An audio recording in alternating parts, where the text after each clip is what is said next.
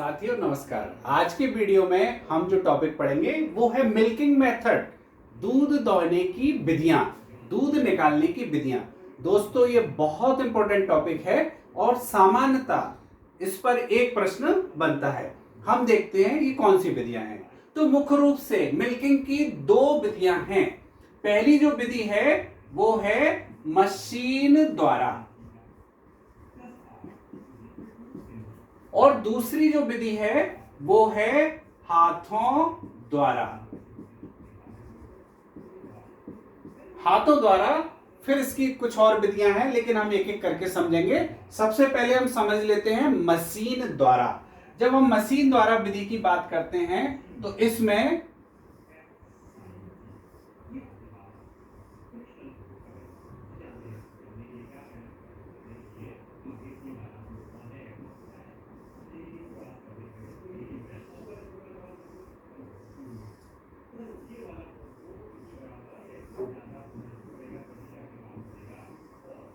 इसमें एक मशीन होती है जो पशु के चारों थन से अटैच रहती है और उस मशीन के द्वारा दूध को निकाला जाता है। हम देखते हैं कि इसके क्या फायदे हैं और क्या नुकसान। सबसे पहले तो हम ये समझ लेते हैं कि आखिर ये मशीन काम कैसे करती है।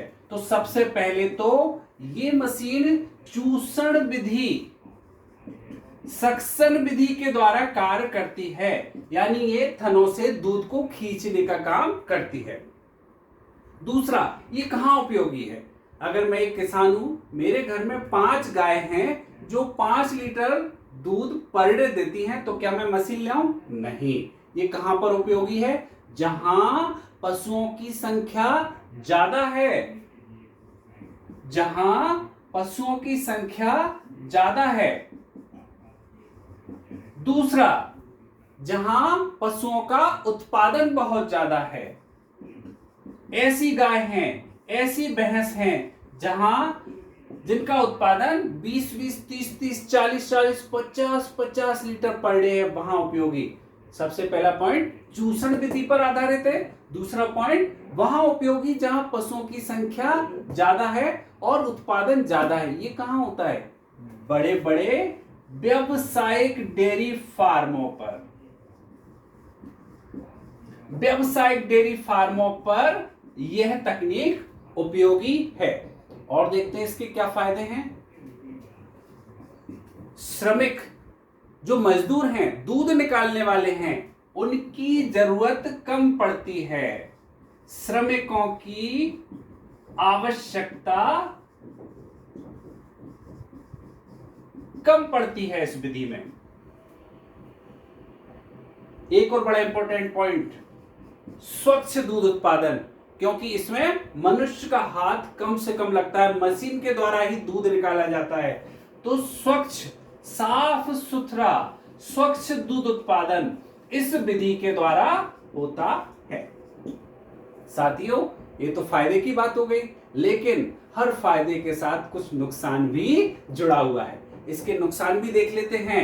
सबसे महत्वपूर्ण इसका नुकसान, अगर हमने समय पर इस मशीन को बंद नहीं किया तो थनों से दूध भी आ सकता है, दूध की जगह खून भी आ सकता है।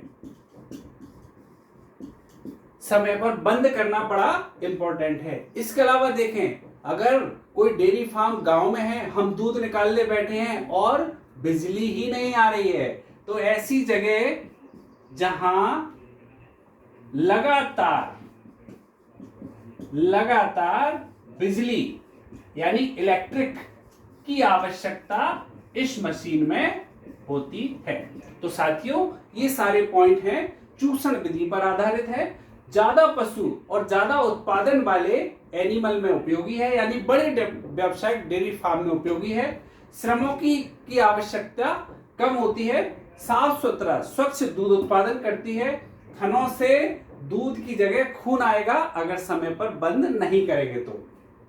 लगातार बिजली की आवश्यकता होती है। तो ये विधि है हमारी मशीन द्वारा। ये हमने समझा मशीन द्वारा। अब जो दूसरी विधि है वो है हाथों द्वारा, यानी इसमें हाथों से मिल्किंग की जाती है। इसकी 3 विधियां हैं। सबसे पहले हम उसका नाम याद कर लें, नाम पर ही बहुत सारे प्रश्न हैं। सबसे पहली विधि है चुटकी विधि, यानी स्ट्रिपिंग, चुटकी विधि या स्ट्रिपिंग। दूसरी जो विधि आती है वो है अंगूठा विधि, और इसका एक नाम और है नकलिंग। सारे प्रश्न परीक्षाओं में पूछे गए हैं। अंगूठा विधि का एक और नाम क्या है, तो वो है नकलिंग। तीसरी विधि आती है वो है पूर्ण हस्त विधि। इसी विधि का नाम है फिस्टिंग या फुल हैंड विधि। अब हम एक एक करके इसको समझने की कोशिश करते हैं। सबसे पहले विधि है चुटकी विधि यानी स्ट्रिपिंग विधि। साथियों, जैसे हम चुटकी बजाते हैं उसी पर आधारित है। इसके अंदर ये पशु का थन है, इस थन को अंगूठे और जो पहली उंगली है उसके द्वारा दबा करके दूध निकाला जाता है। जैसे चुटकी बजती है, अंगूठे और पहली उंगली से थन को दबा करके दूध निकाला जाता है। ये कौन सी विधि है? चुटकी विधि। फिर है स्ट्रिपिंग। स्ट्रिपिंग यानी धार द्वारा, तो इसमें धीरे धीरे धार से दूध आता है, इसलिए इसको स्ट्रिपिंग के नाम से भी जाना जाता है। साथियों, कौन से पशु के लिए उपयोगी होगी? तो ऐसे पशुओं के लिए उपयोगी जिनमें थन का आकार छोटा होता है। तो मुख्य रूप से ऐसा कौन सा पशु है? तो वो ऐसा पशु छोटे थन वाला है, भेड़। मुख्य रूप से भेड़ के लिए उपयोगी। क्या हम इसे बड़े पशुओं के लिए उपयोगी माने? नहीं, बड़े पशुओं के लिए, बड़े पशु और बड़े थन वाले पशुओं के लिए उपयोगी नहीं है चुटकी विधि या स्ट्रिपिंग विधि। एक चीज और, जो बड़े थन वाले पशु हैं उनमें दूध की अंतिम मात्रा, जो गाय भैंस हैं उनका पूरा दूध तो हमने निकाल लिया, उसके बाद जो आखिरी मात्रा है, दूध की आखिरी मात्रा निकालने के लिए भी इसका उपयोग किया जाता है। मेरे प्यारे साथियों, आप साथ में नोट्स बनाते जाएं, क्योंकि हर लाइन पर प्रश्न बनते हैं। लेक्चर आप बाद में भूल जाएंगे, लेकिन नोट्स आप बहुत तरीके से बनाएं। ये बड़े थन वाले पशुओं में दूध की आखिरी मात्रा निकालने के लिए भी उपयोगी है। ध्यान रखें साथियों। अब देखते हैं दूसरी विधि, अंगूठा विधि। सबसे इंपॉर्टेंट, इसका दूसरा नाम है नकलिंग। साथियों, थन को 4 उंगलियों से दबाया जाता है और अंगूठे को रखा जाता है अंदर। अब आप देखें, आप देख सकते हैं, थन को अंगूठे से दबाया जाता है, और इससे क्या आप बताएं साथियों, क्या ये सही विधि है? नहीं, उसके थन को अंगूठे से दबाने से उसको चोट लगती है, उस थन में गांठ पड़ जाती है, और अगर पशु को दर्द होगा तो क्या वो पूरा दूध दे पाएगा? नहीं साथियों, पूरा दूध नहीं दे पाता।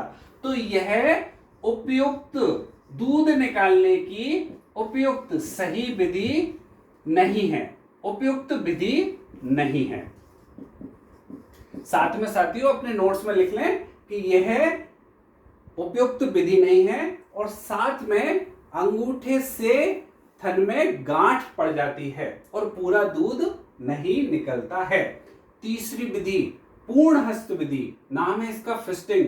सबसे इंपॉर्टेंट पॉइंट, इस विधि का सबसे इंपॉर्टेंट पॉइंट जो कम से कम 5 बार परीक्षा में आ चुका है, सर्वोत्तम विधि, दूध निकालने की सर्वोत्तम विधि, सबसे उपयुक्त विधि है पूर्ण हस्त विधि। इसको भी साथियों हम समझ लेते हैं।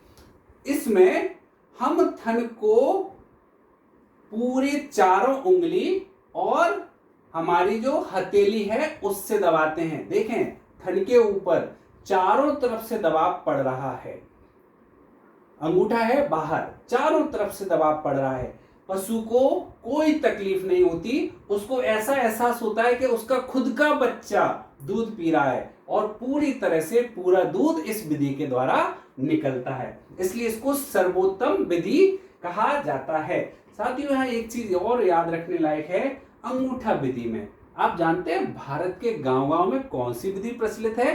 वो है अंगूठा विधि। तो एक और इसका बड़ा इंपॉर्टेंट पॉइंट है अंगूठा विधि का, भारत में सर्वाधिक प्रचलित विधि है, सबसे ज्यादा उपयोग में लाई जाने वाली विधि है।